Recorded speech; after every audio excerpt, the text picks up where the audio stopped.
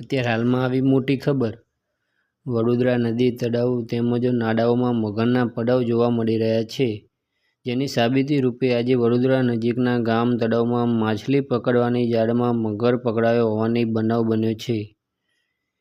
વડોદરા પાસે છાણી નજીક આવેલા સાકરદા ગામના તળાવમાં આજે માછીમાર માટે જાળ બિછાવવામાં આવી હતી, ત્યારે જાળનું વજન વધી જતાં માછીમારો અચરજ પામ્યા હતા. તેમને ભારે મુશ્કેલી બાદ જાળ બહાર કાઢતા માછલીઓની જગ્યાએ 5 ફૂટનો વજનદાર મગર મળી આવ્યો હતો.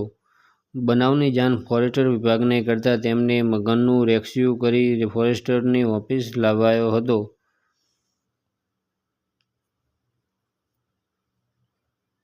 અમારી યુટ્યુબ ચેનલ પર નવા હોય તો લાઇક, શેર અને સબસ્ક્રાઇબ કરી દેજો. ધન્યવાદ.